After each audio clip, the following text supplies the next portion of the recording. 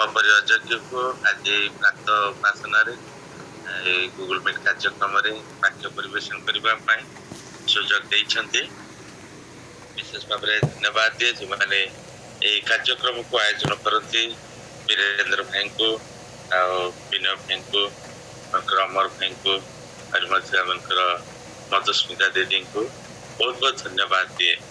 ବିଶେଷ ଭାବରେ ଧନ୍ୟବାଦ ଦେବି ଏମାନଙ୍କର ବୀରେନ୍ଦ୍ର ଭାଇ ଏବଂ ବିନୟ ଭାଇଙ୍କୁ, ସେମାନେ ଆଜି ଦିନରେ ତ ମତେ 2-3 ଥର ରିମାଇଣ୍ଡ କରିଛନ୍ତି ଆଜି ସକାଳେ ତୁମର ବାକ୍ୟ ଅଛି ବୋଲି, ତେଣୁକରି ତାଙ୍କୁ ବହୁତ ବହୁତ ଧନ୍ୟବାଦ ଦିଏ। ଆସନ୍ତା ମାନେ ପ୍ରଭୁଙ୍କ ସେ ବାକ୍ୟ ମଧ୍ୟକୁ ଯିବା, ଯେଉଁ ବାକ୍ୟ ସତ୍ୟ ଜୀବନ୍ତ ପରିତ୍ରାଣକୁ ଘେନି ଯିବାର ରାସ୍ତା ମାନଙ୍କୁ ଦେଖାଇଥାଏ, ସେଇ ବାକ୍ୟ କି ଆଲୋକ ସ୍ୱରୂପ ମାନେ ସେଇ ବାକ୍ୟକୁ ଧ୍ୟାନ କରିବା ନିମନ୍ତେ ଯିବା।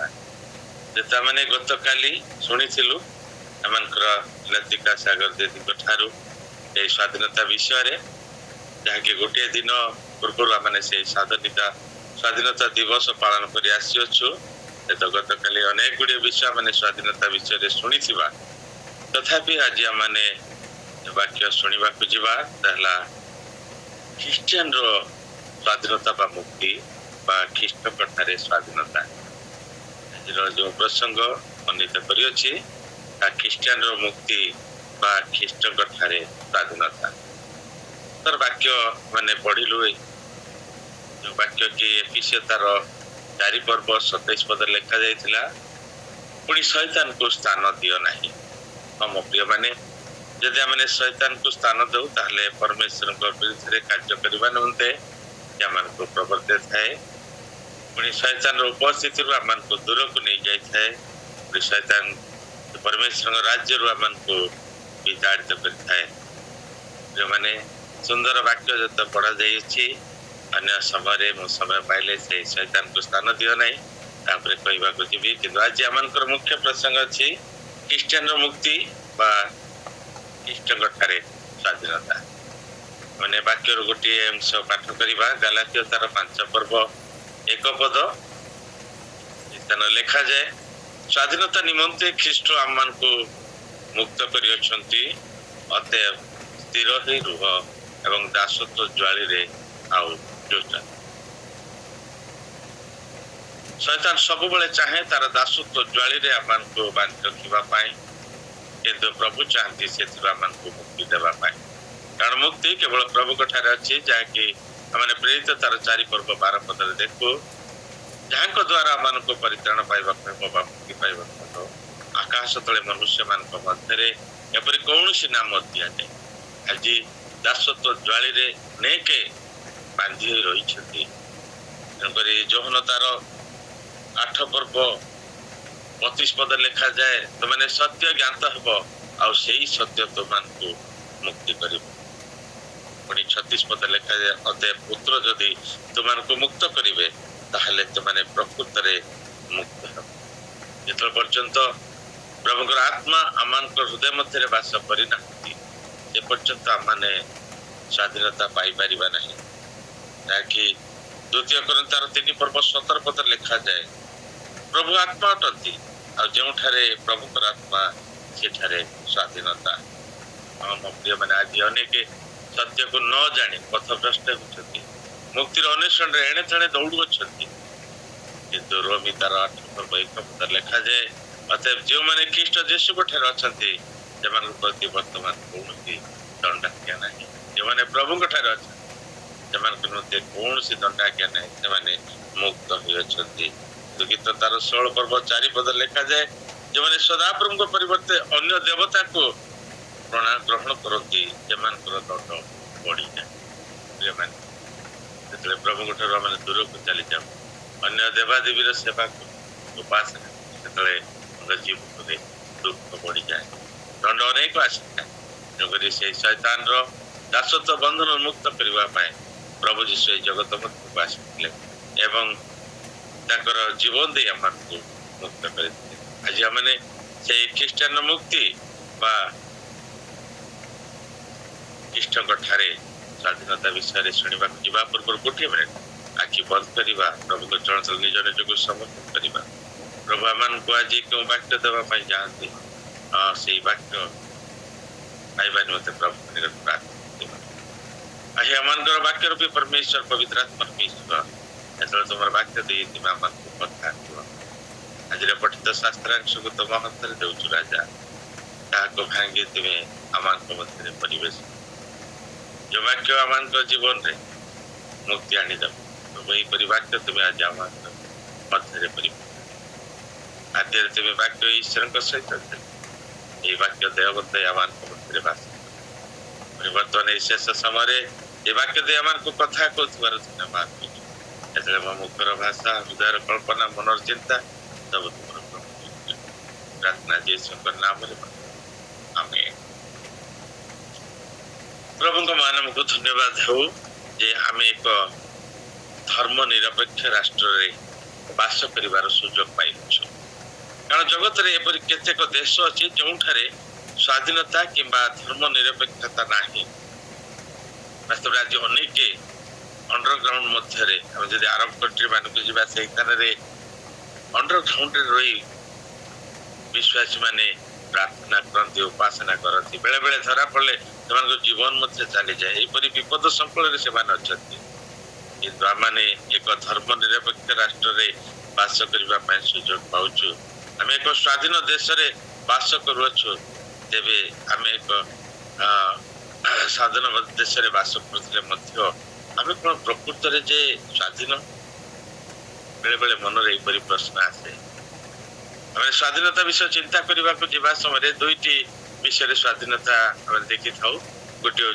जागतिक बा शारीरिक स्वाधीनता आ गोटे हूँ आत्मिक स्वाधीनता शारीरिक स्वाधीनता जो विषय आम जागतिक स्वाधीनता भर देखू जो स्वाधीन आने देश को अनेक बलिदान देते जे समय कि सुभाष चंद्र बोस कहते तुमने मते रक्त दियो मु तुमको मुक्ति देवी किंतु प्रभु जीशु महान अटते से आम को पापर बंधन मुक्ति देवाई से निजे अपना रक्त दे आम मुक्ति दे वास्तव में मन में प्रश्न आसे आम कौन प्रकृत में पापर मुक्त कि आम कौन प्रकृत में शारीरिक अभिलाष मुक्त आम कौन प्रकृत में जगतर मोहमाया और अभिलाष मुक्त कि सर्वोपरि आम कौन अहंका स्वाभिमान मुक्त कि आम आज अल्प समय चिंता करवा ख्रीष्टीय मुक्ति और स्वाधीनता संपर्क में जो जागतिक भाव में आमने स्वाधीनता दिवस पालन कर आसुछु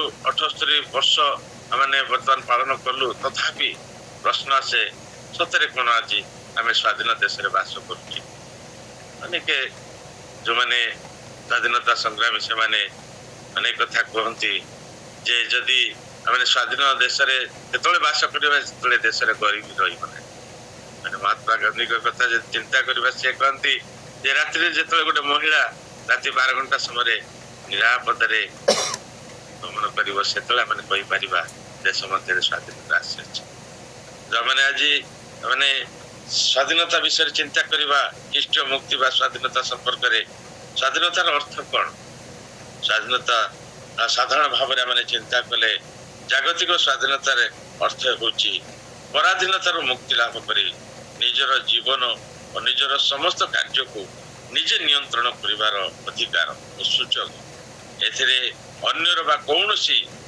बाहिक शक्तिर हस्तक्षेप बा प्रभाव नहीं तेरे एथिरे स्वेच्छाचारिता और अपव्यवहार सुযোଗ बेसी जेतिपाई स्वाधीन राष्ट्र रे अनैतिकता और अराजकता अशांति एवं सर्वोपरि आतंकवाद इत्यादि देखा जाए किंतु ख्रीष्टीय स्वाधीनता से परि नुहे संपूर्ण भिन्न अटे यह हूँ ईश्वराधीन बा ख्रीष्टाधीनता यह स्वेच्छाचारितार जीवन नुहे ख्रीष्टीय स्वाधीनतार मनुष्य निजे निजर जीवन को नियंत्रण करे नहीं मात्र ईश्वर पवित्र आत्मा द्वारा ता जीवन नियंत्रण होता है जैसे द्वितीय कोरिन्थर 3 पर्व 17 पदरे आम देखिलु मो प्रिय माने अति सुंदर स्वाधीनता ताहा जहाँकि ख्रीष्टीय स्वाधीनता जो आम ख्रीष्टीय स्वाधीनता रही था से पवित्र आत्मा द्वारा आम जीवन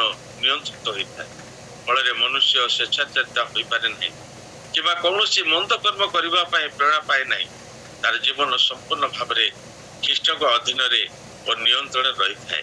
କାରଣ ଖ୍ରୀଷ୍ଟ ଆପଣା ବହୁମୂଲ୍ୟ ରକ୍ତ ବିନିମୟରେ ପାପର ବନ୍ଧନ, ବ୍ୟବସ୍ଥାର ବନ୍ଧନ ଏବଂ ଶାରୀରିକ ବନ୍ଧନରୁ ମୁକ୍ତ କରିଥାନ୍ତି। ତେଣୁ ସେ ଖ୍ରୀଷ୍ଟଙ୍କର ଦାସ। ସେଥିପାଇଁ ପାଉଲ ରୋମୀ ତାର ଏକ ପଦରେ କହିଛି, ମୁଁ ଖ୍ରୀଷ୍ଟଙ୍କର ଦାସ ବା କ୍ରୀତ ଦାସ। ଖ୍ରୀଷ୍ଟଙ୍କ ଭକ୍ତମାନେ ସମସ୍ତେ ନିଜକୁ ଖ୍ରୀଷ୍ଟଙ୍କର ଦାସ ବୋଲି ପରିଚୟ ଦେଇଥାନ୍ତି। ପ୍ରଥମ ତାର 6 ପର୍ବ 19-20 ଯଦି ଆମେ ଦେଖିବା, ସେଠାରେ ଲେଖାଯାଏ, ତୁମାନେ ନିଜର ନୁହଁ, ତୁମାନେ ବିଶେଷ ମୂଲ୍ୟରେ କିଣା ଯାଇଅଛ, ତେଣୁ ତୁମାନଙ୍କ ସ୍ୱରରେ ଈଶ୍ୱରଙ୍କର ଗୌରବ ପ୍ରକାଶ କର। ଆହୁରି ମଧ୍ୟ ପ୍ରଥମ ତାର 7 ପର୍ବ 22-23 ଯଦି ଦେଖିବା, ସେଇ ସ୍ଥାନରେ ଆଉ ଗୋଟିଏ ସୁନ୍ଦର ପଦ ଲେଖାଯାଏ, କାରଣ ଯେ ଦାସ ହୋଇ ପ୍ରଭୁଙ୍କ ଠାରୁ ଆହୁତ ହୋଇଅଛି, ସେ ପ୍ରଭୁଙ୍କର ମୁକ୍ତ ଲୋକ। ସେହିପରି ଯେ ମୁକ୍ତ ହୋଇ ଆହୁତ ହୋଇଅଛି, ସେ ଖ୍ରୀଷ୍ଟଙ୍କର ଦାସ। ଯେତେମାନେ ପାପର ବନ୍ଧନରୁ ମୁକ୍ତ ହୋଇଅଛୁ, କିନ୍ତୁ ଯେଉଁ ମୁହୂର୍ତ୍ତରେ ଆମେ ପାପର ବନ୍ଧନରୁ ମୁକ୍ତ ହେଇଥାଉ, ସେତେବେଳେ ଆମେ ଖ୍ରୀଷ୍ଟଙ୍କର ଦାସ ହେଇଥାଉ। ଖ୍ରୀଷ୍ଟଙ୍କର ଦାସ ମାନଙ୍କ ଉପରେ ଜଗତର ପ୍ରଭାବ ପଡେ ନାହିଁ। ସେମାନେ ସମସ୍ତ ପ୍ରକାର ପାପର ଅଭିଳାଷରୁ ମୁକ୍ତ, ସମସ୍ତ ପ୍ରକାର ଜାଗତିକ ବନ୍ଧନରୁ ମୁକ୍ତ, ମାତ୍ର ଖ୍ରୀଷ୍ଟଙ୍କ ବ୍ୟବସ୍ଥା ଏବଂ ପ୍ରେମର ବନ୍ଧନରେ ଆବଦ୍ଧ। ଖ୍ରୀଷ୍ଟଙ୍କର ଇଚ୍ଛା ଓ ଉଦ୍ଦେଶ୍ୟ ସଫଳ କରିବା ପାଇଁ ସେମାନେ ମୁକ୍ତ ବା ସ୍ୱାଧୀନ। ଏହା ଯଦି ଖ୍ରୀଷ୍ଟୀୟ ସ୍ୱାଧୀନତାର ଅର୍ଥ ହୁଏ, ତାହେଲେ ବର୍ତ୍ତମାନ ଯୁଗରେ ବାସ କରୁଥିବା ଖ୍ରୀଷ୍ଟିଆନ ମାନଙ୍କର ସ୍ୱାଧୀନତା କି ପ୍ରକାର? ବର୍ତ୍ତମାନ ଦେଖିବା ଆଧୁନିକ ଯୁଗର ଖ୍ରୀଷ୍ଟୀୟ ସ୍ୱାଧୀନତା କି ପ୍ରକାର, ତାହା ଜାଣିବାକୁ ହେଲେ ଆମକୁ ଅଳ୍ପ ସମୟ ପାଇଁ ମିଶର ଦେଶକୁ ଯିବାକୁ ହେବ। ଆଧୁନିକ ଯୁଗର ଖ୍ରୀଷ୍ଟିଆନ ସ୍ୱାଧୀନତା ଯଦି ଆମେ ବୁଝିବା ପାଇଁ, ଜାଣିବା ପାଇଁ ଚେଷ୍ଟା କରିବା, ତେବେ ଯାତ୍ରା ପୁସ୍ତକ ତାର 3 ପର୍ବ ଠାରୁ 12 ପର୍ବ ପର୍ଯ୍ୟନ୍ତ ପାଠ କଲେ ଆମେ ଇସ୍ରାଏଲ ଜାତି ମିଶର ଦେଶରେ ଦାସତ୍ୱ ଅବସ୍ଥାରୁ କିପରି ମୁକ୍ତି ଲାଭ କଲେ, ସେଥିରେ ଏକ ସ୍ପଷ୍ଟ ଚିତ୍ର ଆମେ ସେଠାରେ ଦେଖିବାକୁ ପାଇବା। ଯାକୋବଙ୍କ ପୁତ୍ର ଯୋସେଫ ମିଶର ଦେଶର ବଣିକ ମାନଙ୍କ ଦ୍ୱାରା କ୍ରୀତ ହେଲେ। ସେଠାରେ ପୋଟିଫର ନାମକ ସେନାପତିଙ୍କ ଗୃହରେ ପ୍ରଥମେ ଦାସ ଭାବରେ ରହିଲେ। ଅବଶେଷରେ ସେ ମିଶର ଦେଶର ଶାସନକର୍ତ୍ତା ଭାବରେ ନିଯୁକ୍ତି ପାଇଲେ। ଯେତେବେଳେ କିଣାନ ଦେଶରେ ଦୁର୍ଭିକ୍ଷ ପଡ଼ିବାରୁ ଯାକୋବଙ୍କର ପୁତ୍ର କନ୍ୟା ସମସ୍ତେ ମିଶି 70 ଜଣ ମିଶରରେ ପ୍ରବେଶ କଲେ। ଆଉ ଈଶ୍ୱରଙ୍କ ପ୍ରତିଜ୍ଞା ଓ ଆଶୀର୍ବାଦ ଅନୁସାରେ ସେମାନଙ୍କର ସଂଖ୍ୟା ବଢିଲା। ଏତେ ସଂଖ୍ୟା ବଢିଲା, ରାଜା ଭୟଭୀତ ହେଇଗଲେ। ସେମାନଙ୍କ ପୁତ୍ର ସନ୍ତାନ ମାନଙ୍କୁ ମାରିବା ପାଇଁ 2 ଜଣ ଧାତ୍ରୀଙ୍କୁ ମନୋନୀତ କଲେ, ସିପରା ଏବଂ କୁଇଁଆ। ଯେପରି ପୁତ୍ର ସନ୍ତାନ ଜନ୍ମ ହେଲେ ସେମାନଙ୍କୁ ମାରିଦେବେ ଏବଂ ନଦୀରେ ଫୋପାଡ଼ି ମୋତେ ଆଦେଶ ଦେଲେ। ଇସ୍ରାଏଲ ଲୋକମାନେ ପ୍ରଥମେ ସମ୍ମାନିତ ଅତିଥି ଭାବରେ ମିଶରରେ ପ୍ରବେଶ କରିଥିଲେ, ମାତ୍ର କାଳକ୍ରମେ ସେମାନେ ଦେଶରେ ଦାସ୍ୟକର୍ମ କଲେ ଏବଂ ଧୀରେ ଧୀରେ ନିର୍ଯାତନା ବୃଦ୍ଧି ପାଇଲା। ସେମାନଙ୍କ ଈଶ୍ୱରଙ୍କ ନିକଟରେ ପ୍ରାର୍ଥନା କରିବା ଦ୍ୱାରା, କ୍ରନ୍ଦନ କରିବା ଦ୍ୱାରା ଈଶ୍ୱର ଅବଶେଷରେ ସେମାନଙ୍କୁ ଉଦ୍ଧାର କରିବା ପାଇଁ ମୋଶା ଓ ହାରୋନଙ୍କୁ ମିଶର ଦେଶକୁ ପ୍ରେରଣ କଲେ। ଯେପରି ସେମାନେ ମିଶର ଦେଶରେ ଦାସତ୍ୱ ଅବସ୍ଥାରେ ଉଦ୍ଧାର କରି କିଣା ଦେଶକୁ ବା ଦୁଗ୍ଧମଧୁ ଦେଶକୁ ଘେନିଯିବେ। ଈଶ୍ୱରଙ୍କର ଆଜ୍ଞା ଅନୁସାରେ ମୋଶା ଓ ହାରୋନ ମିଶର ଦେଶକୁ ଯାଇ ତତ୍କାଳୀନ ଶାସନକର୍ତ୍ତା ଫାରୋ ରାଜାଙ୍କୁ ସାକ୍ଷାତ କରି କହିଲେ, ଇସ୍ରାଏଲ ଲୋକମାନଙ୍କୁ ଛାଡ଼ି ଦିଅ। ସେମାନେ 3 ଦିନର ରାସ୍ତା ଅତିକ୍ରମ କରି ସଦାପ୍ରଭୁ ଈଶ୍ୱରଙ୍କର ଉପାସନା କରିବାକୁ ଯିବେ। ଏ କଥା ଶୁଣି ଫାରୋ ରାଜା ପଚାରିଲେ, ତୁମେ କେଉଁ ସଦାପ୍ରଭୁ ପରମେଶ୍ୱରଙ୍କ କଥା କହୁଛ? ସେ କିଏ? ମୁଁ ତାଙ୍କୁ ଜାଣେ ନାହିଁ। ତୁମେ ଯାଇ ତାଙ୍କୁ କୁହ, ସେ ନିଜେ ଘରେ ଆସି ମୋତେ ସାକ୍ଷାତ କରି ଅନୁରୋଧ କରନ୍ତୁ, ତାହେଲେ ମୁଁ ବିଚାର କରିବି। ଏହା କହି ସେ ଅନୁମତି ଦେଲେ ନାହିଁ। ଏଥିରେ ଈଶ୍ୱରଙ୍କ କ୍ରୋଧ ପ୍ରଜ୍ୱଳିତ ହେଲା। ମିଶର ଦେଶକୁ ଏଥିପାଇଁ 10 ଦଣ୍ଡ ଭୋଗ କରିବାକୁ ପଡ଼ିଲା। ଅବଶେଷରେ ଇସ୍ରାଏଲ ମାନେ ମୁକ୍ତ ହେଲେ।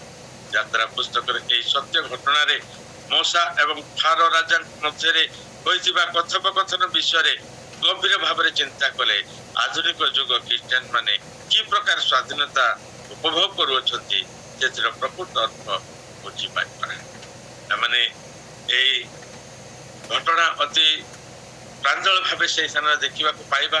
ପୁଣି ଅନେକ ପୂର୍ବରୁ ଏହି ଘଟଣା ବିଷୟ ଜାଣନ୍ତି ଯେ ଇସ୍ରାଏଲ ଲୋକମାନେ କି ପ୍ରକାର ଭାବରେ ଦାସତ୍ୱ ବନ୍ଧନରେ ମିଶର ଦେଶରେ ଥିଲେ ଏବଂ ମିଶ୍ର ଦେଶରୁ ଉଦ୍ଧାର ପାଇଲେ। ଗୋଟିଏ କଥା ମାନେ ଏ ବିଷୟ ଚିନ୍ତା କରିବା ସମୟରେ ମନରେ ରଖିବା ଯେ ମିଶ୍ର ଦେଶ ହେଉଛି ବର୍ତ୍ତମାନ ଯୁଗର ପ୍ରତୀକ ଏବଂ ଫାର ହେଉଛନ୍ତି ଶୈତାନର ପ୍ରତୀକ, ମଶା ହେଉଛନ୍ତି ଖ୍ରୀଷ୍ଟଙ୍କର ପ୍ରତୀକ। ଯଦି ଆମେ ଏଇ ତିନୋଟି ବିଷୟ ମନେ ରଖିବା ତାହେଲେ ଏଇ ଘଟଣାଟିକୁ ଅତି ସୁନ୍ଦର ଭାବରେ ବୁଝିବାକୁ ପାଇବା। ମିଶ୍ର ଦେଶ ହେଉଛି ବର୍ତ୍ତମାନର ପ୍ରତୀକ, ବର୍ତ୍ତମାନ ଯୁଗର ପ୍ରତୀକ, ଆଉ ଫାର ହେଉଛନ୍ତି ଶୈତାନର ପ୍ରତୀକ, ମଶା ହେଉଛନ୍ତି ଖ୍ରୀଷ୍ଟଙ୍କର ପ୍ରତୀକ। ମଶା ଫାରଙ୍କୁ କହିଲେ ଇସ୍ରାଏଲ ଜାତିକୁ ଛାଡ଼ି ଦିଅ। ଫାର ନାସ୍ତି କଲେ, ଯଦ୍ୱାରା ଈଶ୍ୱରଙ୍କ ଦ୍ୱାରା 10 ଦଣ୍ଡ ସୂତ୍ରପାତ ହେଲା। ପ୍ରଥମ 3 ଦଣ୍ଡ ପରେ ମଧ୍ୟ ଫାରଙ୍କର ହୃଦୟ କଠିନ ହେଲା। ସେ ଇସ୍ରାଏଲ ଲୋକମାନଙ୍କୁ ଛାଡ଼ିବାକୁ ବା ମୁକ୍ତି ଦେବାକୁ ରାଜି ହେଲେ ନାହିଁ। ମାତ୍ର 4ଥ ଦଣ୍ଡ ଯେତେବେଳେ ଆସିଲା ଆଉ ଫାର ରାଜା ବ୍ୟସ୍ତ ବିବ୍ରତ ହେଇଗଲେ ଆଉ ମୂଷାଙ୍କ ସହିତ ଏକ ସାଲିସ କଲେ ବା କମ୍ପ୍ରମାଇଜ କଲେ ଏବଂ ଗୋଟିଏ ପ୍ରସ୍ତାବ ରଖିଲେ। ତାହା ଥିଲା ଯାତ୍ରା ତାର 8 ପର୍ବ 25 ପଦରେ ଲେଖାଯାଏ। ଯାତ୍ରା ତାର 8 ପର୍ବ 25 ପଦରେ ସେ ପ୍ରଥମ ପ୍ରସ୍ତାବ ରଖିଲେ। ସେତେବେଳେ ଫାର ମୂଷା ଓ ହାରୁଣକୁ ଡକାଇ କହିଲେ, ତୁମେ ମାନେ ଯାଇ ଦେଶ ମଧ୍ୟରେ ତୁମମାନଙ୍କ ପରମେଶ୍ୱରଙ୍କ ଉଦ୍ଦେଶ୍ୟରେ ବଳିଦାନ କର ବା ଉପାସନା କର। ତୁମେ ଯାଅ, କିନ୍ତୁ ଦେଶ ମଧ୍ୟରେ ତୁମେ ଯେଉଁ ଉପାସନା ବିଷୟ କହୁଅଛ, ଯେଉଁ ବଳିଦାନର ବିଷୟ କହୁଅଛ, ତୁମେ ଦେଶ ଛାଡ଼ି ନ ଯାଇ ଦେଶ ମଧ୍ୟରେ ରହି ତାହା କର। ଉପାସନା କର, ମାତ୍ର ଦେଶ ମଧ୍ୟରେ ରହି ଉପାସନା କର, ଦେଶ ଛାଡ଼ି ଚାଲେ ଯାଅ।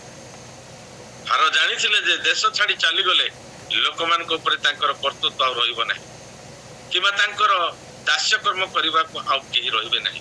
ପ୍ରିୟମାନେ, ମିଶ୍ର ହେଉଛି ଜଗତର ପ୍ରତୀକ, ଫାର ହେଉଛନ୍ତି ଶୈତାନର ପ୍ରତୀକ।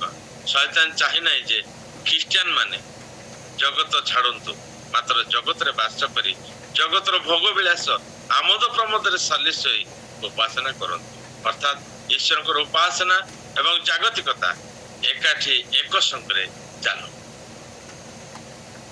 ଏହା ଥିଲା ଏକ ଭୟଙ୍କର ଏବଂ ମାରାତ୍ମକ ପ୍ରସ୍ତାବ। ଆଉ ଅନେକ ଖ୍ରୀଷ୍ଟିଆନ ଏହି ପ୍ରସ୍ତାବରେ ସହମତି ପ୍ରକାଶ କରନ୍ତି। ଜାଗତିକତା ଓ ଈଶ୍ୱର ଭୟକୁ ସମାନ ଭାବରେ ଗ୍ରହଣ କରନ୍ତି। ସେମାନେ କହନ୍ତି ଧର୍ମକର୍ମ ଏବଂ ଜାଗତିକତା ଗୋଟିଏ ମୁଦ୍ରାର 2ଟି ମୁଖ ବା ଅଂଶ ହୋଇଥିବାରୁ ଖ୍ରୀଷ୍ଟିଆନ ଏହା ଗ୍ରହଣ କରିବା ଉଚିତ। ଅନେକ ସମୟରେ ଯଦି ଅନେକ ଲୋକ ଏହି ପ୍ରକାର ଜୀବନ କାଟନ୍ତି, ସେମାନଙ୍କୁ ଯଦି ଆମେ ପଚାରୁ, ସେମାନେ କହନ୍ତି ବାକ୍ୟରେ ତ ଲେଖାଯାଏ ଈଶ୍ୱରଙ୍କର ଯାହା ତାହା ଈଶ୍ୱରଙ୍କ ଦିଅ, ଈଶ୍ୱରଙ୍କ ଯାହା ତାହା ଈଶ୍ୱରଙ୍କ ଦିଅ।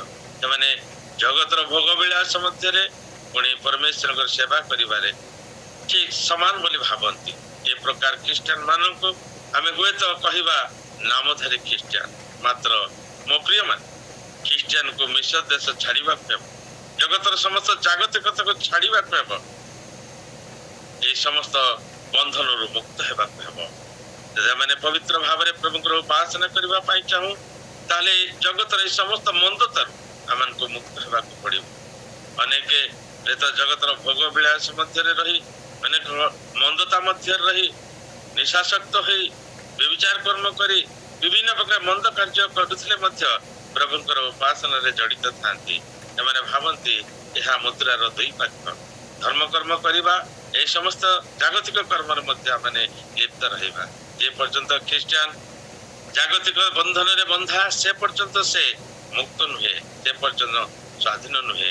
ତାକୁ ଜଗତର ସୁଖ ଭୋଗ ବିଳାସ ଛାଡ଼ିବାକୁ ହେବ। ତାକୁ ଫାରଙ୍କର ପ୍ରଥମ ପ୍ରସ୍ତାବ ଅଗ୍ରାହ୍ୟ କରିବାକୁ ହେବ। ଖ୍ରୀଷ୍ଟିଆନ ମିଶ୍ର ଦେଶରେ ରହି ଈଶ୍ୱରଙ୍କ ସେବା ପବିତ୍ର ଭାବରେ କରିପାରିବ ନାହିଁ।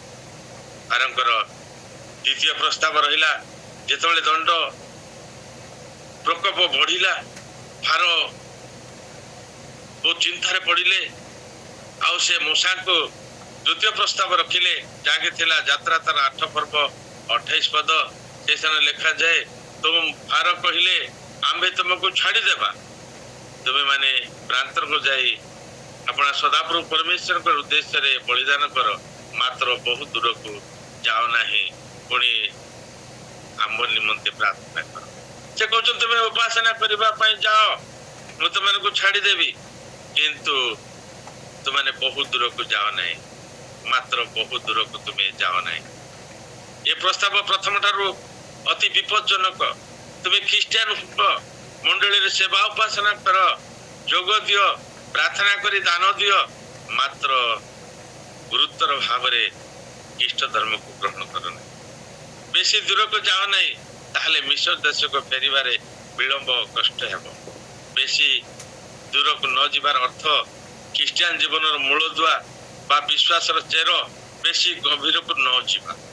ତାହେଲେ ଖ୍ରୀଷ୍ଟିଆନ ଜୀବନରେ ସମସ୍ୟା, ଅଭାବ, ଅସୁବିଧା, ଦୁଃଖ, କଷ୍ଟ ଓ ତାଡ଼ନା ଆସିଲେ ସେ ଅତି ଶୀଘ୍ର ପୁଣି ମିଶର ଦେଶକୁ ଫେରି ଆସିବ। ଆଉ ବନ୍ଧୁଗଣ, ବର୍ତ୍ତମାନ ସମୟରେ ଅନେକ ଖ୍ରୀଷ୍ଟିଆନ ମାନଙ୍କ ଜୀବନରେ ଏହି ପ୍ରକାର ଘଟଣା ସବୁ ଆମେ ଦେଖିବାକୁ ପାଉ। ଅନେକ ସମୟରେ ଏହି ପ୍ରକାର ଘଟଣା ଗୁଡ଼ିକ ଘଟୁଅଛି। ମାନେ ମୁଁ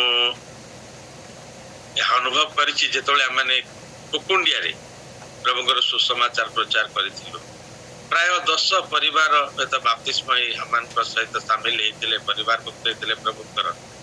ଯେତେବେଳେ ତାଡ଼ନା ଆସିଲା, ସମସ୍ୟା ଆସିଲା, କଷ୍ଟ ଆସିଲା, ସେଇ ସମୟରେ 9ଟି ପରିବାର ପଛକୁ ଫେରି ଯାଇଥିଲେ, ବ୍ୟାକସ୍ଲାଇଡ୍ ହେଇଯାଇଥିଲେ। ଗୋଟିଏ ପରିବାର ବର୍ତ୍ତମାନ ପର୍ଯ୍ୟନ୍ତ ଅଛନ୍ତି, ଯେଉଁ ପରିବାର ଆଜି ଆମମାନଙ୍କର ଏଇ ଗୁଗଲ ମିଟରେ ମଧ୍ୟ ସାମିଲ ହୋଇଛନ୍ତି, ଜଡ଼ିତ ହୋଇଛନ୍ତି। ଆଉ ସେଇ ପରିବାର ହେଉଛି ରଜନୀ ଭଉଣୀଙ୍କର ପରିବାର। ଆଜି ଅନେକ ଏହି ପ୍ରକାର ଅଛନ୍ତି ଯେଉଁମାନଙ୍କର ଚେର ଗଭୀରକୁ ନ ଯାଇଥିବାରୁ, ବିଶ୍ୱାସ ଗଭୀରକୁ ନ ଯାଇଥିବାରୁ, ସାମାନ୍ୟ ତାଡ଼ନା ଆସିଲେ, ସମସ୍ୟା ଆସିଲେ ସେମାନେ ବ୍ୟାକସ୍ଲାଇଡ୍ ହେଇଯାଆନ୍ତି। ବିଶ୍ୱାସର ଚେର ବେଶୀ ଗଭୀରକୁ ନ ଯାଇଥିଲେ କିମ୍ବା ଖ୍ରୀଷ୍ଟଙ୍କ ଜୀବନର ମୂଳଦୁଆ ଦୃଢ଼ ନଥିଲେ, ତାର ଅବସ୍ଥା ଏହିପରି ହେଇଥାଏ। ତେଣୁକରି ଫାର କହିଲେ ଯାଅ, ମାତ୍ର ବେଶୀ ଦୂରକୁ ଯାଅ ନାହିଁ। ଏ ପ୍ରକାର ଖ୍ରୀଷ୍ଟିଆନକୁ ପଥୁରିଆ ଭୂମିରେ ପଡ଼ିଥିବା ମଞ୍ଜୁ ସଦୃଶ୍ୟ, ଯାହାକି ପ୍ରଭୁ ଯୀଶୁ ଦୃଷ୍ଟାନ୍ତ ମାଧ୍ୟମରେ କହିଥିଲେ, ବୀଜ ବୁଣାଳି ଦୃଷ୍ଟାନ୍ତ, ଯାହାକି ମାଥ୍ୟୁ ତାର 13 ପର୍ବ 5, 6 ଏବଂ 20, 21 ଲେଖାଯାଏ ଯେ ପଥୁରିଆ ଭୂମିରେ ମଞ୍ଜି ପଡ଼ିଲା, ତାହା ଗଜା ହେଲା, ମାତ୍ର ଅଳ୍ପ ମାଟି ଥିବାରୁ ତାର ଚେର ଗଭୀରକୁ ଗଲା ନାହିଁ, ଆଉ ଖରା ପଡ଼ିବା ଦ୍ୱାରା ଝାଉଁଳି ମରିଗଲା, ଫଳ ପଡ଼ିଲା ନାହିଁ। ଏହି ପ୍ରସ୍ତାବର ଅର୍ଥ ହେଉଛି, ଯେଉଁମାନେ ଆଜି ପ୍ରଭୁଙ୍କ ଠାରେ ବିଶ୍ୱାସ କରନ୍ତି କିନ୍ତୁ ବିଶ୍ୱାସର ଚେର ଗଭୀରକୁ ନ ଯାଇଥାଏ, ଫାର କହୁଛନ୍ତି ସେମାନେ ଉପାସନା କର, ପ୍ରାର୍ଥନା କର, କିନ୍ତୁ ଗୁରୁତର ଭାବରେ ଖ୍ରୀଷ୍ଟ ଧର୍ମକୁ ଗ୍ରହଣ କର ନାହିଁ, ବେଶୀ ଦୂରକୁ ଯାଅ ନାହିଁ, ବେଶୀ ଗଭୀରକୁ ଯାଅ ନାହିଁ, ତାହେଲେ ଅତି ଶୀଘ୍ର ତୁମେ ଜାଗତିକତା ମଧ୍ୟକୁ ଫେରି ଆସିପାରିବନି। ଆଉ ତୃତୀୟ ପ୍ରସ୍ତାବ ଥିଲା, ମିଶର ଦେଶର ଦଣ୍ଡର ପ୍ରକୋପ ବଢୁଥିବାରୁ ଫାର ଆଉ ଏକ ପ୍ରସ୍ତାବ ଦେଲେ ମୂଷାଙ୍କୁ, ଯାହାକି ଯାତ୍ରା ତାର 10 ପର୍ବ 11 ପଦ ଲେଖାଯାଏ। ଯେଉଁମାନେ ଯିବେ ସେଇ ସ୍ଥାନରେ ସେ କହନ୍ତି, ଏପରି ହେବ ନାହିଁ, ତୁମାନେ ଯେତେ ପୁରୁଷ ଅଛ ଯାଅ, ସଦାପ୍ରଭୁଙ୍କର ସେବା କର, କାରଣ ଏହି ମାତ୍ର ତୁମେ ମାନେ ଯାଅ। ସେ କହୁଛନ୍ତି ଯାଅ, ମାତ୍ର କେବଳ ପୁରୁଷ ମାନେ ଯାଅ, ତୁମର ପରିବାର ଓ ପିଲାମାନେ ଘରେ ରୁହନ୍ତୁ ବା ମିଶର ଦେଶରେ ରୁହନ୍ତୁ। ଏହା ଥିଲା ଆଉ ଏକ ଭୟଙ୍କର କ୍ଷତିକାରକ ପ୍ରସ୍ତାବ। ଏହି ପ୍ରସ୍ତାବର ଅର୍ଥ ହେଉଛି, ଯେଉଁମାନେ ବୟସ୍କ ଓ ବୃଦ୍ଧ ସେମାନେ ଧର୍ମକର୍ମ କରନ୍ତୁ ବା ସେମାନେ ମିଶର ଛାଡ଼ନ୍ତୁ, ମାତ୍ର ପିଲା, ଯୁବା, ଯୁବତୀ ଓ ସ୍ତ୍ରୀ ପିଲାମାନଙ୍କୁ ଧର୍ମକର୍ମ କରିବାକୁ ପ୍ରବର୍ତ୍ତାଅ ନାହିଁ। ସେମାନେ ଧର୍ମକର୍ମ, ଗିର୍ଜା ପ୍ରାର୍ଥନା, ସେବା ଉପାସନା ଇତ୍ୟାଦି ଯୋଗ ଦେବା ଆବଶ୍ୟକ ନାହିଁ। ଅନ୍ୟମାନଙ୍କ ପାଇଁ ତୁମେ ଏତେ ଚିନ୍ତିତ ହେବା ଆବଶ୍ୟକ ନାହିଁ। ମୁରବୀ ମାନେ କେବଳ ନିଜ ବିଷୟରେ ସଚେତନ ହୋଇ ଜାଗ୍ରତ ରୁହନ୍ତୁ। ମୋ ପ୍ରିୟମାନେ, ଏଥିର ପ୍ରସ୍ତାବ ବାସ୍ତବରେ ଆଜି ଆମମାନଙ୍କ ମଧ୍ୟରୁ ଅନେକଙ୍କ ଉପରେ ପଡୁଛି। ତେଣୁ ଅନେକ ମୁଖିଆ ମାନେ ସେମାନଙ୍କ ପରିବାର ଓ ପିଲାମାନଙ୍କ ଆତ୍ମିକ ଜୀବନ ବିଷୟରେ ଉଦାସୀନ, ପରିବାର ସମସ୍ତ ବିଶେଷ କରି ସାନ ପିଲାମାନେ ଗିର୍ଜା ପ୍ରାର୍ଥନା, ଉପାସନା, ସଣ୍ଡେ ସ୍କୁଲ ଇତ୍ୟାଦିରେ ଯୋଗ ଦେବା ବିଷୟରେ ବିଶେଷ ଆଗ୍ରହ ଓ ଚେଷ୍ଟା ଦେଖାଯାଏ। ଆଜି ଯେତେବେଳେ ଆମେ ଜାଗତିକତା ଭାବରେ ପିଲାମାନେ ପାଠ ପଢନ୍ତି, ସେମାନଙ୍କର ଅତି ଯତ୍ନ ନେଇଥାଉ, ସେମାନଙ୍କୁ ଟ୍ୟୁସନ କରିଥାଉ, ଏପରିକି ସଣ୍ଡେ ସ୍କୁଲ ସମୟରେ ମଧ୍ୟ ସେମାନଙ୍କୁ ଟ୍ୟୁସନ ପଠେଇଥାଉ। ଅନେକ ଅଛନ୍ତି ପିଲାମାନଙ୍କୁ ଘରେ ଛାଡ଼ି ଦେଇ ଉପାସନା ଯାଆନ୍ତି ନିଜର ଚାକରାଣୀଙ୍କ ପାଖରେ। ଆଉ କେତେ ଜଣ ଅଛନ୍ତି ପିଲାମାନଙ୍କୁ ଯତ ନିଅନ୍ତି ଗିର୍ଜାକୁ, ଗିର୍ଜାଘର ବାହାରେ ମୋବାଇଲ ଦେଇ ବସେଇ ଦିଅନ୍ତି। ପ୍ରିୟମାନେ, ଫାର ଦେଖୁଥିଲେ ଯେ ଗୋଟିଏ ଦିଗରେ ମିଶର ଦେଶ ଉପରେ ଦଣ୍ଡ ଉପରେ ଦଣ୍ଡ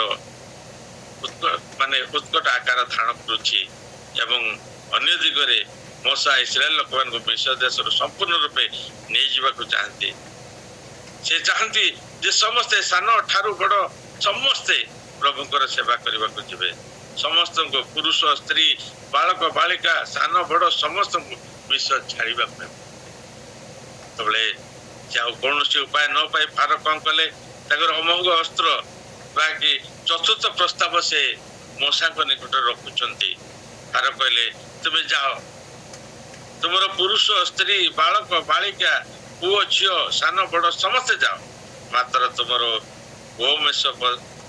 गोमेषादी और पशुपल अर्थात तुम धन संपद मिस्र देश में छाड़ी जाओ जहाँकि यात्रा तार 10 पर्व 24 पद लिखा जाए तो फार मूसा को डकाई कहले तुमने सदाप्रभुंकर सेवा करने को जाओ केवल तुम गोमेषादी पल थांतु तुम बालक माने मध्य तुम संगे जातु प्रिय माने यह अति सुंदर आकर्षणीय अग्रहणीय प्रस्ताव ए संपर्क में यीशु निजे कही जो तुम धन से तुम से कह तुमने समस्ते जाओ मात्र तुम धन संपद को यही स्थान में छाड़ी जाओ ताहले तुम्हें दिने ना दिने तुम धन संपद यही स्थान अच्छी बोली तुम्हें पुनर्बार फेरी आसो तेणुक यीशु माथ्यू तार 6 पर्व 21 पदे कहती जो तुम धन से तुम मन से धन युवा दौड़ी आसी प्रभु को पचारे अनंत जीवन अधिकारी कौन करी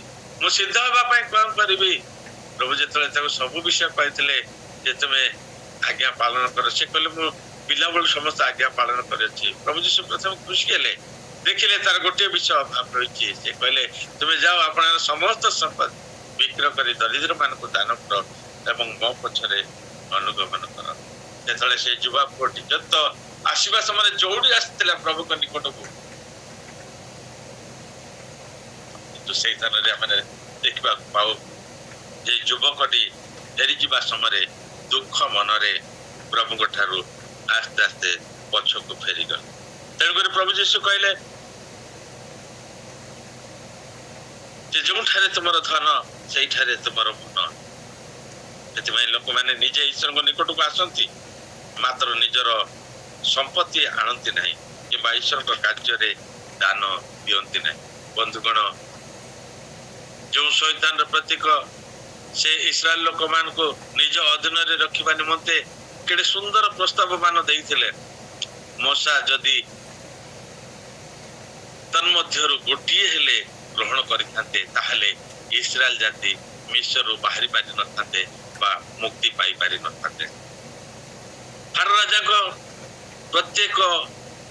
प्रत्येक जे शैतान आज मध्य जगत रे थिबा ख्रिस्टियन मानक सम्मुख रे सेई 4 गोटी आकर्षणीय प्रस्ताव उपस्थापन करी मुक्ति देबा को चाहती अनेक अनेक ख्रिस्टियन से प्रस्ताव को ग्रहण करुछंती कई प्रथम प्रस्ताव ग्रहण करती अर्थात जगत रे रही ईश्वर को सेवा करी जागतिकता मध्य बुड़ी रही समस्त प्रकार मंदता रे बुड़ी रही ईश्वर को सेवा करी खांती आ द्वितीय प्रस्ताव कई द्वितीय प्रस्ताव ग्रहण करती अर्थात ख्रिस्टीय विश्वास और तत्वज्ञान परिपक्व न होई ईश्वर को उपासना करती कई तृतीय प्रस्ताव ग्रहण करती अर्थात केवल बड़ और वयस्क पुरुष माने ईश्वर को उपासना करुवा बेले दान मान प्रति उदासीन रखती कई चतुर्थ प्रस्ताव ग्रहण करती अर्थात निजे ईश्वर को निकट को आसती मात्र निजर धन संपत्ति संगे नहीं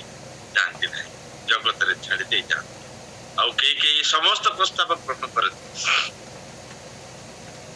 4 गोटी प्रस्ताव ग्रहण करती ए पर्यंत पापर बंधन रे अछंती एमाने पापर बंधन मुक्त बोली जेते जहा कहले मध्य आमे ए पर्यंत विश्व देश रे अर्थात जगत रे अछि किंतु हमको मन रखिबा हेबो जे ख्रीष्ट हमको पापर बंधन व्यवस्थार बंधन जागतिकतार बंधन एवं अहंतर बंधन मुक्त करने उद्देश्य रे काल्वरी क्रूस रे मुक्त करि अछि आमे जो दंड भोग करि थांते सेही दंड से आम समस्त तरफ आमर प्रतिनिधि स्वरूप भोग करि अछंती धन्य हेउ प्रभुकर नाम पुरातन नियम रे इस्राएल जाति को मिस्र देश रे दासत्व बंधन उद्धार एवं नूतन नियम रे समुदाय मानव जाति को पापर बंधन ଓ ମୃତ୍ୟୁର ଉଦ୍ଧାର ଏହି ଉଭୟ ଘଟଣା ମଧ୍ୟରେ ଆମ ସାମଞ୍ଜସ୍ୟ ସଙ୍ଗେ ସଙ୍ଗେ ପାର୍ଥକ୍ୟ ମଧ୍ୟ ଦେଖିବାକୁ ପାଉ। ଆମେ ସେଇ ସାମଞ୍ଜସ୍ୟ କଣ ତାହା ମାନେ ଦେଖିବ ଯେ ଉଭୟ ଉଦ୍ଧାରକର୍ତ୍ତା ବା ନାୟକ ହେଉଛନ୍ତି ଜଣେ, ସେ ହେଉଛନ୍ତି ଈଶ୍ୱର। ଦ୍ୱିତୀୟ ଯେ ଉଭୟ ଘଟଣାରେ ରକ୍ତର ବ୍ୟବହାର ହୋଇଅଛି ଏବଂ ତୃତୀୟ ବିଷୟ ହେଲା ଉଭୟ ଘଟଣାର ଉଦ୍ଦେଶ୍ୟ ସମାନ ଅର୍ଥାତ୍ ମୁକ୍ତି ବା ଉଦ୍ଧାର। ପାର୍ଥକ୍ୟ ଏତିକି ପୁରାତନ ନିୟମରେ ଇସ୍ରାଏଲ ଜାତିର ଉଦ୍ଧାର ଥିଲା ସୀମିତ ଅର୍ଥାତ୍ କେବଳ ଇସ୍ରାଏଲ ଜାତି ନିମନ୍ତେ, ମାତ୍ର ନୂତନ ନିୟମରେ ଯେଉଁ ଉଦ୍ଧାର କାର୍ଯ୍ୟ ହୋଇଅଛି ତାହା ଅସୀମ ସାର୍ବଜନୀନ ଅର୍ଥାତ୍ ସମଗ୍ର ମାନବ ଜାତି ନିମନ୍ତେ। ଇସ୍ରାଏଲ ଜାତିର ମିଶ୍ର ଦେଶରୁ ଉଦ୍ଧାର ଥିଲା ଶାରୀରିକ, ମାତ୍ର ନୂତନ ନିୟମରେ ଯୀଶୁ ଯେଉଁ ଉଦ୍ଧାର କାର୍ଯ୍ୟ କଲେ ତାହା ଆତ୍ମିକ ଓ ଶାରୀରିକ।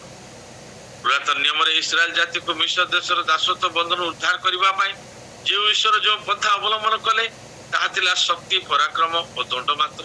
ନୂତନ ନିୟମରେ ମାନବ ଜାତିକୁ ପାପରୁ ଉଦ୍ଧାର କରିବା ପାଇଁ ଯୀଶୁ ଯେଉଁ ପନ୍ଥା ଅବଲମ୍ବନ କଲେ ତାହା ଥିଲା ପ୍ରେମ, କ୍ଷମା, ଅନୁଗ୍ରହ, ଦୁଃଖ ଭୋଗ ଓ ସର୍ବୋପରି ନିଜର ଜୀବନ ଦାନ। ଚତୁର୍ଥ ବିଷୟ ଥିଲା ପୁରାତନ ନିୟମରେ ଇସ୍ରାଏଲ ଜାତି ଉଦ୍ଧାର ପାଇଁ ଏକ ମେଷ ଶାବକର ରକ୍ତ ବା ପଶୁର ବ୍ୟବହାର କରାଯାଇଥିଲା, ମାତ୍ର ନୂତନ ନିୟମରେ ମାନବ ଜାତିର ଉଦ୍ଧାର ପାଇଁ ପ୍ରଭୁ ଯୀଶୁ ନିଜର ରକ୍ତ ଢାଳି ଦେଇଥିଲେ।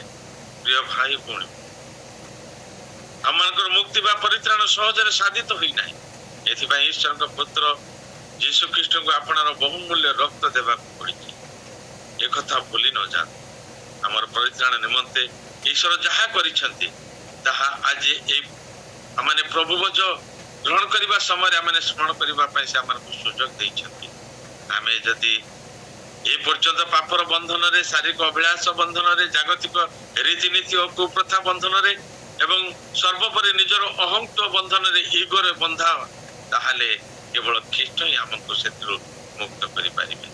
ତେଣୁ ତାଙ୍କର ଶରଣାପନ୍ନ ହୋଇ ତାଙ୍କ ଶକ୍ତିରେ ଭାର ରାଜା ବା ଶୟତାନର ସମସ୍ତ ପ୍ରସ୍ତାବକୁ ପ୍ରତ୍ୟାଖ୍ୟାନ କରି ଘୃଣାନ ଅର୍ଥାତ୍ ସ୍ୱର୍ଗୀୟ ପଥରେ ଅଗ୍ରସର ମିଶ୍ର ଦେଶରେ ଆଉ ଅବସ୍ଥାନ ନ କରୁ। ପ୍ରଭୁ ଆମ ସମସ୍ତଙ୍କୁ ଆଶୀର୍ବାଦ କରନ୍ତୁ, ଯେପରି ଆମେ ସମସ୍ତେ ସମସ୍ତ ପ୍ରକାର ବନ୍ଧନରୁ ମୁକ୍ତି ହେଇପାରିବା। ଆଉ ଆମେ ସେଇ ପଦରେ ଦେଖିଲୁ ସ୍ୱାଧୀନତା ନିମନ୍ତେ ଖ୍ରୀଷ୍ଟ ଆମମାନଙ୍କୁ ମୁକ୍ତ କରିଅଛନ୍ତି, ଅତଏବ ସ୍ଥିର ହୋଇ ରୁହ ଏବଂ ଦାସତ୍ୱ ଜଳିରେ ଆଉଥରେ ଯୋଦ୍ଧା। ପ୍ରିୟମାନେ, ସ୍ୱାଧୀନତା ପାଇବା ପରେ ଆମେ ଯଦି ସ୍ୱେଚ୍ଛାଚାରିତା ଜୀବନ କାଟିବା, ଜାଗତିକ ଭୋଗ ଅଭିଳାଷରେ ଜୀବନ କାଟିବା, ସ୍ୱାଧୀନ ହୋଇଅଛୁ ବୋଲି ଆମେ ଯେତେବେଳେ ଆମଙ୍କର ମନର ଗତିରେ ଚକ୍ର ଯତ୍ନରେ ଚାଲିବା, ସେତେବେଳେ ପୁନଃବାର ଦାସତ୍ୱ ଜଳିରେ ଆମେ ଯୋଦ୍ଧା। ପ୍ରଭୁ କହନ୍ତି ତୁମେ ସ୍ଥିର ହୋଇ ରୁହ। ମୋ ପ୍ରିୟ ମାନେ, ଗାଲାତ୍ୟ ତାର 5 ପର୍ବ 13 ପଦରେ ମଧ୍ୟ ଲେଖାଯାଏ, ଏ ଭାଇ ମାନେ ତୁମେ ସ୍ୱାଧୀନତା ନିମନ୍ତେ ଆହୁତ ଅଛ, କେବଳ ତୁମର ସ୍ୱାଧୀନତାକୁ ଶାରୀରିକ ଅଭିଳାଷ ପୂରଣ ନିମନ୍ତେ ସୁଯୋଗ ସ୍ୱରୂପ ବ୍ୟବହାର କର ନ କରି ବରଂ ପ୍ରେମରେ ପରସ୍ପର ଦାସ।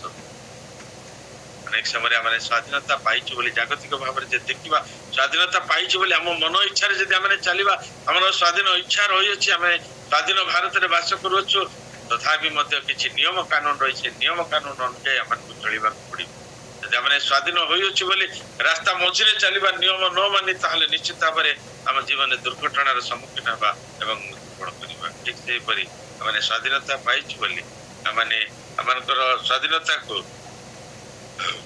ଆମେ ଶାରୀରିକ ଭୋଗ ଅଭିଳାଷ ପୂରଣ ନିମନ୍ତେ ସୁଯୋଗ ସ୍ୱରୂପ ବ୍ୟବହାର ନ କରି ପ୍ରଭୁଙ୍କ ଠାରେ ସ୍ଥିର ରହି ସମସ୍ତ ପ୍ରକାର ଶୈତାନ ବନ୍ଧନ ପ୍ରଭୁ ଆମ ପ୍ରତି ଅଳ୍ପ ଚିନ୍ତା ଆଶୀର୍ବାଦ। ଆମେନ୍। ହାଲେଲୁୟା। ବହୁତ ସୁନ୍ଦର ଶିକ୍ଷା।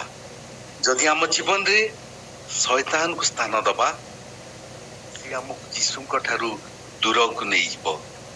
ମୁକ୍ତି କେବଳ ଯୀଶୁଙ୍କ ପାଖରେ ସତ୍ୟ ଅଟନ୍ତି, ତାଙ୍କୁ ଜାଣିବା ହିଁ ମୁକ୍ତି ଅଟେ। ଶାରୀରିକ ସ୍ୱାଧୀନତା ତ ଆମେ ଅନେକ ଦିନ ହେଲା ପାଇ ସାରିଛୁ, 77 ବର୍ଷ, କିନ୍ତୁ ଆମେ ଆତ୍ମିକ ମୁକ୍ତି ଏ ଯାଏ ପାଇନାହୁଁ। এই স্বাধীনতা পাইଥିବା ବ୍ୟକ୍ତି ନିଜ ଇଚ୍ଛାରେ ନୁହେଁ, ପରମେଶ୍ୱରଙ୍କର ଇଚ୍ଛାରେ ପରିଚାଳିତ ହୁଏ। ଏ ଜାଗତିକ ବନ୍ଧନରୁ ମୁକ୍ତ ହେଇଯାଏ। ଶୈତାନ ଚାହେଁ ଈଶ୍ୱରଙ୍କର ଉପାସନା ସହିତ ଆମେ ଜାଗତିକତାରେ ବ୍ୟସ୍ତ ରହୁ। କିନ୍ତୁ ଈଶ୍ୱର ଚାହାନ୍ତି ଜଗତର ମନ୍ଦତାକୁ ଆମେ ସମ୍ପୂର୍ଣ୍ଣ ରୂପେ ତ୍ୟାଗ କରିବା। ଆମେ କେବଳ ତାଙ୍କର ହେଇଯିବା, କେବଳ ତାଙ୍କର ପ୍ରଶଂସା କରିବା, ସ୍ତୁତି କରିବା, ତାଙ୍କ ସହିତ ଦୃଢ ଭାବରେ ସଂଯୁକ୍ତ ହବା। ଭାଇ ବହୁତ ମୂଲ୍ୟବାନ ଶିକ୍ଷା। ଆଜି ଆପଣ ଆମକୁ ଏକ ଆହ୍ୱାନ ଦେଇଛନ୍ତି, ଆମେ ନିଜକୁ ନିଜର ଜୀବନକୁ ତର୍ଜମା କରିବା। ଆଜି ଆମେ କାହାର ଇଚ୍ଛାରେ ଚାଲିବାକୁ ଚାହୁଁଛୁ, କାହାର ଇଚ୍ଛାରେ ନୁହେଁ ତ। ଦୁଇଟି ଡଙ୍ଗାରେ ଗୋଡ଼ ଦେଇ ନାହୁଁ ତ। ପରିବର୍ତ୍ତନକାରୀ ବାକ୍ୟ ପ୍ରଭୁ ଆପଣଙ୍କୁ ଏବଂ ଆପଣଙ୍କ ପରିବାର ସମସ୍ତଙ୍କୁ ପ୍ରଚୁର ଆଶୀର୍ବାଦ କରନ୍ତୁ। ଏପରି ସୁନ୍ଦର ବାକ୍ୟ ଦେଇ ସବୁବେଳେ এই ଛୋଟିଆ ପରିବାରକୁ ପରିମାର୍ଜିତ କରିବାକୁ ପ୍ରଭୁ ଆପଣଙ୍କୁ ବ୍ୟବହାର। ଭାଇ ପ୍ରେଜ ଦ ଲର୍ଡ। ପ୍ରେଜ ଦ ଲର୍ଡ। ତ ସୁନ୍ଦର ଭାବରେ ଆମକୁ ମିଶର ଦେଶକୁ ଯାତ୍ରା କରେଇଲେ ଆଉ ଯାତ୍ରା ପୁସ୍ତକ 3 ପର୍ବରୁ 12 ପଦ ପର୍ଯ୍ୟନ୍ତ ଆମମାନଙ୍କୁ ପରିଚିତ କରେଇଲେ। ତାକୁ ଇଂଲିଶରେ କୁହାଯାଏ ଯେ ଆମମାନଙ୍କୁ ଆପଣଙ୍କର ଯୋଉ ମେଣ୍ଟାଲ ଜର୍ଣ୍ଣି ବା ସ୍ପିରିଚୁଆଲ ଜର୍ଣ୍ଣି ଭିତରେ ଆମ ସମସ୍ତଙ୍କୁ ଟାଣି ନେଇ ଚାଲିଗଲେ। ଆଉ ଯୋଉ ଫାରଙ୍କ ପ୍ରସ୍ତାବ ଗୁଡାକ ତାକୁ କହନ୍ତି ସିମୁଲେସନ କଲେ ବା ମେଟାଫୋରିକାଲି ଆମମାନଙ୍କର ଖ୍ରୀଷ୍ଟୀୟ ଜୀବନ ଆତ୍ମିକ ଜୀବନର ବୃଦ୍ଧି ନିମନ୍ତେ ତା କେମିତି ପ୍ରଯୁଜ୍ୟ ସେଟାକୁ ଅତି ସୁନ୍ଦର ଭାବରେ ଆପଣ ତାକୁ ସେ ଆଉ ତ ଓଡିଆ ୱାର୍ଡ ପାଉନି, ତାକୁ ସିମୁଲେସନ ଯୋଉ କଲେ ମତେ ଏତେ ବଢିଆ ଲାଗୁଥିଲା, ଯେମିତି ଏ ଘଣ୍ଟାଟା ଆଉ 5ଟା 9 ବାଜୁ ସେୟା ଲାଗୁଥିଲା। କିନ୍ତୁ ସେ ଘଣ୍ଟା ତ ଦୌଡୁଛି, ସେ ବାଜିଗଲା, ଆପଣ ବି ବନ୍ଦ କଲେ। ଆଗକୁ ବି ଶୁଣିବା। ମନ ଆତ୍ମା ପ୍ରାଣ ମନ ସବୁ ଶାନ୍ତ ହେଇଗଲା, କ୍ଷୁଧା ସବୁ ତୃପ୍ତ ହେଇଗଲା। ପ୍ରଭୁ ଆଶୀର୍ବାଦ କରନ୍ତୁ। ଆପଣଙ୍କ ଯୋଉ ମିନିଷ୍ଟ୍ରି ଚାଲିଛି ତାକୁ ବିଶେଷ ଭାବରେ ଆଶୀର୍ବାଦ କରନ୍ତୁ। ଏଭଳି ସୁନ୍ଦର ବାକ୍ୟ ଅନ୍ୟମାନେ ମଧ୍ୟ ଯେମିତି ଶୁଣୁଛନ୍ତି, ସେଥିପାଇଁ ଆମମାନେ ମଧ୍ୟ ଖୁସି ମଧ୍ୟ ଆଗକୁ ବି ଶୁଣିବା। God bless you brother. Thank you. ଧନ୍ୟବାଦ। Amen, amen, amen.